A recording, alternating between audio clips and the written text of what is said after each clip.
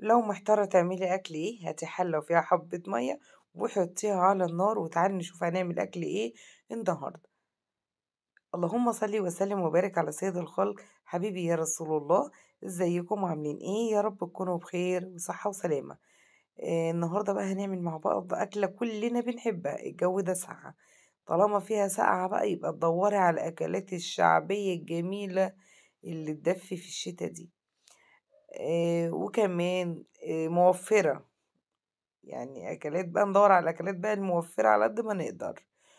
كلنا طبعا الأكلة دي مفيش بيت ما بيعملهاش، مفيش بيت. دي فتة الغلابة بمعنى أصح.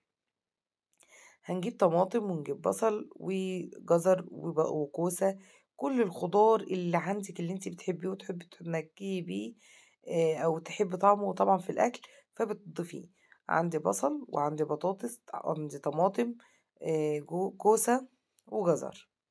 أقطع بقى كل الخضار ده مكعبات زي ما انتم شايفين بالشكل ده. وهنشوف هنعمل ايه تاني. مبدئيا البصل وصل ل15 جنيه. عرفتوا أسعار السوق ولا معرفتوش أسعار السوق؟ أنا أختي اتصدمت النهاردة، لأن هي من نوع بتجيب حاجتها أول الشهر. فطبعا أنا كنت في السوق أول امبارح، وطبعا عرفت إن البصل وصل ل15 جنيه. فلما بقولها في التليفون تقول لي لا انتي بتهزري. قلت لها والله العظيم انزلي وشوفي بنفسك. لا بجد وصل ب15 جنيه. قلت لها والله العظيم وصل ل15 جنيه، وانا هكدب عليكي ليه؟ بصي انت شكلك ما اشتريتيش بقالك كتير. قالت لي لا ما انا بجيب حاجتي اول الشهر. والنهارده كام في الشهر؟ قلت لها، قالت لي 8 او 7 او 8 على ما اظن 7 النهارده في الشهر. قلت لها اه. قالت لي لا انا شاريه حاجتي من يوم واحد في الشهر، فما اعرفش ان الاسعار وصلت لكده بين يوم وليله. فكل يوم هننام ونقوم نلاقي حاجة جديدة، وربنا يعدي الفترة دي على خير.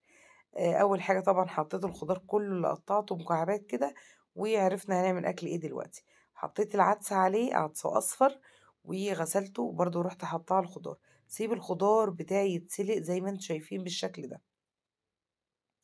وبعد كده شايفين بصوا استوى وداب معايا، الخضار كله استوى وداب معايا، وكنت حاطة بقى حبة ملح في الخضار وهو بيتسلق. بُصّي، بعد ما بتسلقيه خدي بقى كوباية شوربة من دي بقى واعصري عليها ليمونة واشربيها. حاجة كده خيال بجد، طعمها تحفة. طبعًا كنت مستعجلة عليه. شوفوا أنا يعني طالما هنعمل أكل بقى زي كده وأكل شعبي يبقى مش هنفطر، ده فطارنا. يعني إحنا نقوم بدري كده ونعمله زي الشاطرين ونفطر ونتغدى منه. آه والله فطرنا واتغدينا منه. ضربته في الخلاط كده وبصوا بالشكل ده.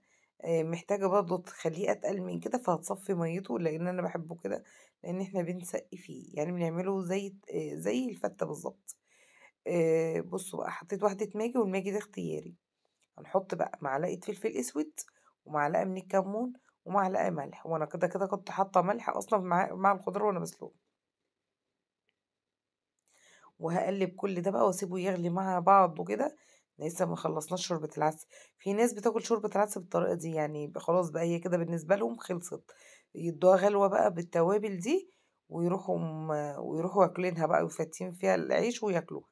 وحطيت عليها حبة شطة برضه كده وهاقلّب. وبرضه الشطة اختياري، الشطة والماجي اختياري يا جماعة، اللي مش حابب ما يحطش. بُصّوا بقى الخضار كله مع بعضه بيدّي طعم وريحة، يعني حاجة جميلة أوي. بُصّوا بقى، هاجيب بقى معلقة من السمنة كده وهاحطها في الطاسة. هنعمل تقلية، تقلية للعدس ده ومش بشعرية ولا ببامية. أنا عملت العدس البامية ده جالي عليه نسبة كومنتات ونسبة مشاهدات، الناس كلها بتقول لي عدس ببامية إزاي؟ إحنا أول مرة ناكله. يا جماعة الأكل العدس ببامية ده والله العظيم من الأكلات اللي تحبيها أوي، من أخف الأكلات.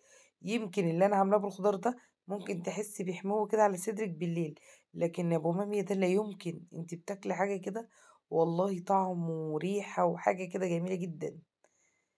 و واللي ما جرّبش العدس أبو بامية ده يجرّبه والله هيعجبكم أوي. أنا منزّلاه على القناة.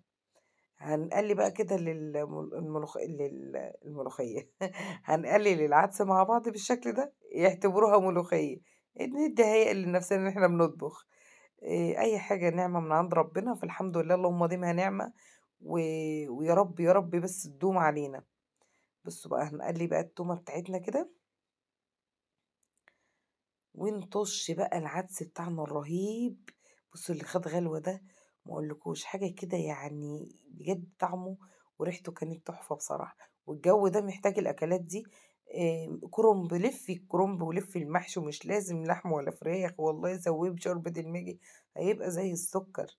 أي حاجة حلوة ورضا من عند ربنا. هحط بقى كده معلقة كزبرة مع التومة بقى، هيئي نفسك بقى ان انت بتطبخي ملوخية. وهنطش التومة بتاعتنا واحنا بنقلي كده، حطينا معلقة الكزبرة، نروح بقى طشين العدس بتاعنا الرهيب ده اللي ريحته تجيب لآخر الشارع. الطشة بتاعته رهيبة. بس كده. وهنبدأ بقى نفتي فيه العيش وكأننا عملنا فتة. ودي فتة الغلابة.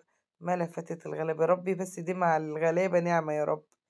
القطة طبعا بقت ب7 وب8 و... والحاجة يعني راحت النار راحت النار.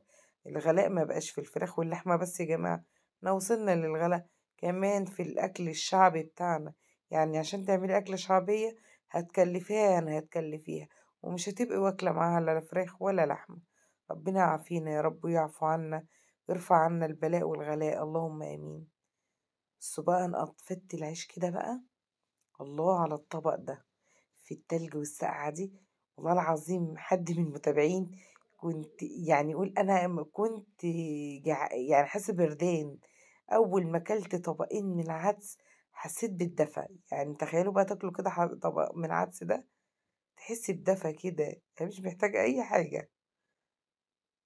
بس بقى ونشربها، ممكن تشربيه كده، وممكن برضو تعملوه طشة، يعني تحمري الشعرية وتحطيها. بقى اعمل لكم برضو ابو شعرية ده في مرة، نفس الطريقة برضو ونفس الخطوات. بس ما بضيفش فيه خضار، انا بحط العدس والبصل والطماطم بس. وبعد كده بقلي الشعرية واروح حطها. بس كده. يا رب الفيديو يكون عجبكم، ما تنسوش اللايك والشير وسبسكرايب. دعوة حلوة من قلبكم. الدعوة الحلوة والكومنتات اللي بتكتبها لي، المشاهدة الفيديو والله ما بقتش طويلة يا جماعة. بالله عليكم تتفرجوا على الفيديو للآخر. استودعكم في رعاية الله، ومع السلامة. ما تنسوناش في اللايك ثم اللايك ثم اللايك. باي باي.